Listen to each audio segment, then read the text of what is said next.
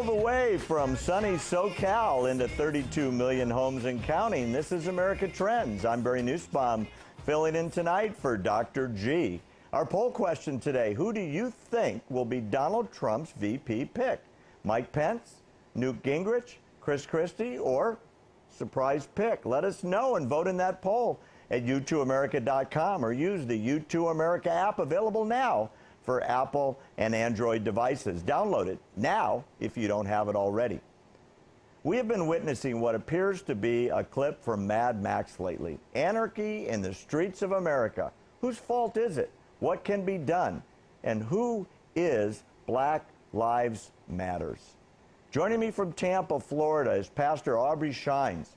Pastor Shines is the founder of Glory to God Ministries and started out ministering in the Cook County Correctional System in Chicago, Illinois.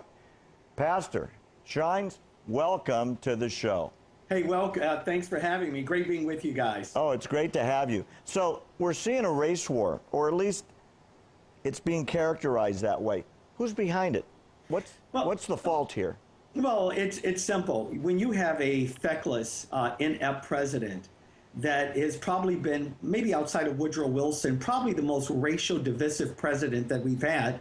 And when he continues to foster this false narrative that some kind of way white officers are killing blacks at some, I don't know, genocidal rate, it's absurd at its best. Here's the reality.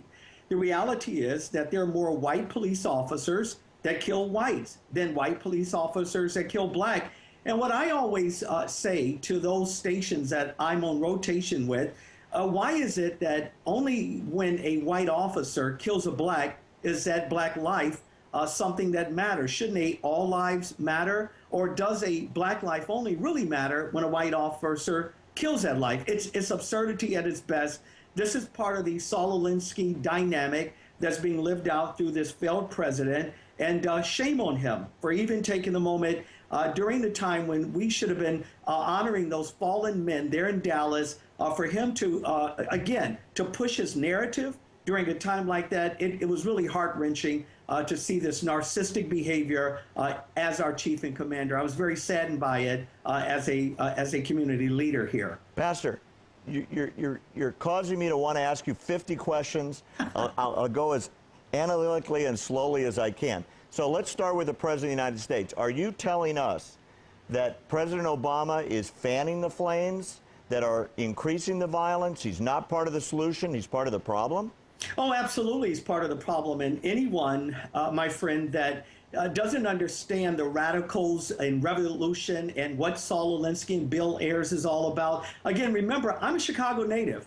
I know about Dr. Jeremiah Wright. I know about the black theology that they teach there. Of course, he's fanning the flames. He is a very divisive president. And again, for him to go into a time where I don't know about, the rest of America, my heart was just broken to know that several officers, by the way, that are protecting citizens in that great state of Texas, that this president would take the time over 40 times to mention himself in a very narcissistic way. Of course, he's fanning the flames because he's speaking rhetoric. And anytime you speak rhetoric, this is what you're doing. You're part of the problem. Why not take the moment and instead of inviting, and you're much more gracious than I am to call them Black Lives, I call them a black lie, the Black Lives movement, and instead of inviting them to the White House, or if he's going to, why not give them the facts that more blacks are killing blacks than white officers that are killing blacks? Why not give them the facts that if you really care about black lives,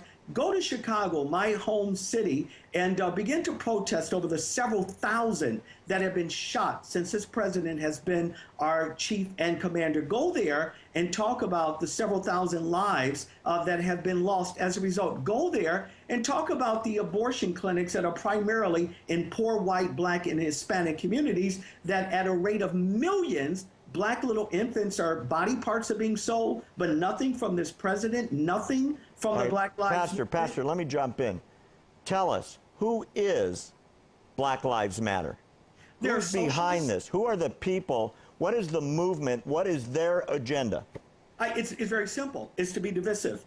And the reason you know it is because, to answer your question technically, this is a group that has been formed through George Soros. a progressive, someone who is a 100% contributor to the DNC party. He formed this group when Ferguson happened, when the lie of Ferguson happened, that Michael Brown, the gentle giant, had his hands up. He did not. Even the Attorney General under Barack Hussein Obama came out with that conclusion. So this whole premise of Black Lives was actually founded upon just an incredible lie to begin with. But the major media outlets won't give you that information, unfortunately. And so we see this perpetuation of this lie being just continued fostered in our nation. What's the agenda? What are they trying to accomplish? Divisive for the purpose of accomplishing what?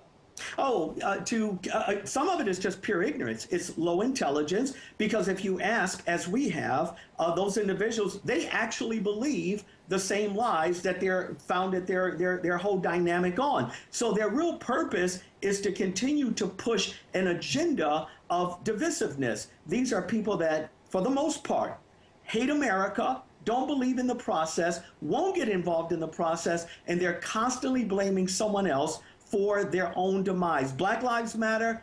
Take care of your children, men, and you won't have 80% that will end up in prison, 79% that will be uneducated, 79.4% that will continue to repeat the cycle. If Black Lives Matter, these are the issues they would be talking about. The name itself is racially divisive anyway.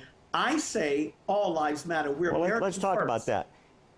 I think it was J-Lo yesterday released a video with a song she just did, and her hashtag was All Lives Matter. She was attacked vociferously in the press as being anti-black. She took down the tweet, she took down the video and the hashtag.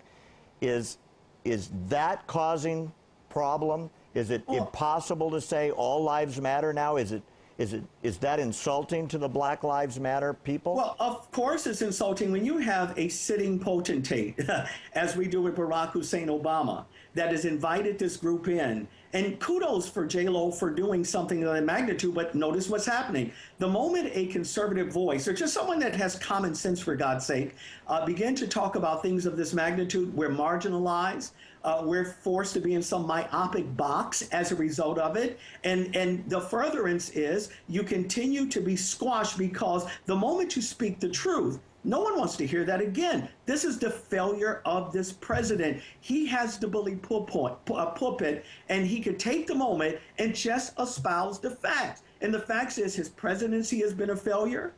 This Black Lives Movement, he should tell them, look, here are the facts, and then enumerate those facts by showing that at the hands of other blacks, 90% of all murders against blacks are by other blacks, not white police officers. Okay, so let's talk big picture with the police.